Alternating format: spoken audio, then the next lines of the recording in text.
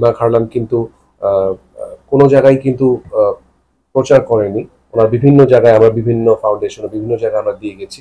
তো আমি আজকে জাস্ট একবার শুধু বলেছি, আমার অনারেবল চেয়ারম্যান উনি একবার বলার পর দ্বিতীয়বার শুধু বলেছে যে নিয়ে যাও।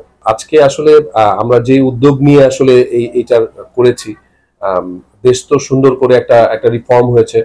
তো সেখানে যারা এই আন্দোলনে যারা স্বাধীন হয়েছেন তাদের প্রতি আমাদের অনেক শ্রদ্ধা দোয়া। কিন্তু এরপরে তো অনেক কিছু রিফর্ম হয়ে গেছে, দেশ রিফর্ম হয়ে গেছে, আমাদের সমিতিতেও ধরেন অনেকেই নাই। সো আমরা ছোট্টখাট্ট মানুষরা যারা আছি, তো বন্যাতে তো দেশের একটা বাজে অবস্থা হয়েছেই অলরেডি।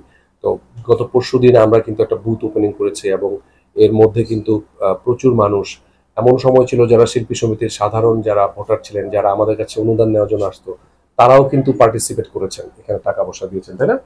তো এই যে আপনি দেখছেন অনেকে, তো এর মধ্য থেকে আমরা আমাদের জায়গা থেকে আমার প্রতিষ্ঠান রিমা খারলান, তো রিমা খারলান কিন্তু কোনো জায়গায় কিন্তু প্রচার করেনি।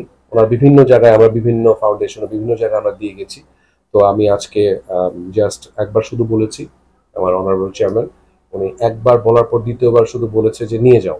ঠিক আছে? সো কোনো সংখ্যা টংখ্যা এগুলো কিছুই না, জাস্ট একটা শুরু করলাম এবং ভবিষ্যতে বন্যা পরবর্তীতেও যদি কোনো সাপোর্ট লাগে শিল্পী সমিতির পক্ষ থেকে, সেটাও আমি ইনশাল্লাহ ওখান থেকে নিয়ে আসবো। আমি অনারেবল চেয়ারম্যান স্যারকে অনেক অনেক ধন্যবাদ জানাচ্ছি যে ওনাকে একটি কথা একবার বলার আগেই উনি বুঝে গেছেন যে আমি আসলে কি বলতে চাচ্ছি। সো এই জন্য ওনার কাছে আমি আন্তরিক কৃতজ্ঞতা জানাচ্ছি। আজকে কথা বাড়াতে চাই না। এই রিমা খারলানের পক্ষ থেকে চেকটি আমি আমার সমিতির যারা সিনিয়র যারা আছেন তাদেরকে আমি দিয়ে আমাদের যেই অনুদানটা আমরা পেয়েছি বাংলাদেশ চলচ্চিত্র শিল্পী সমিতির পক্ষ থেকে আমরা কৃতজ্ঞতা জানাচ্ছি।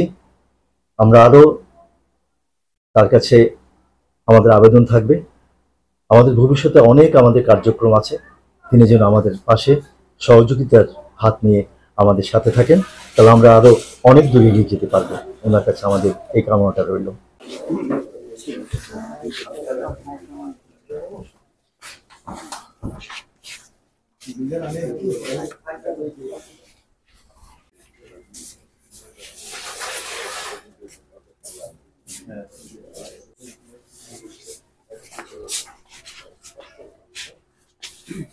সংবাদ, ফিচার ও অনুষ্ঠানের জন্য ভিজিট করুন সংবাদ প্রকাশের ওয়েবসাইট এবং যুক্ত থাকুন ফেসবুক পেজ ও ইউটিউব চ্যানেলের সঙ্গে।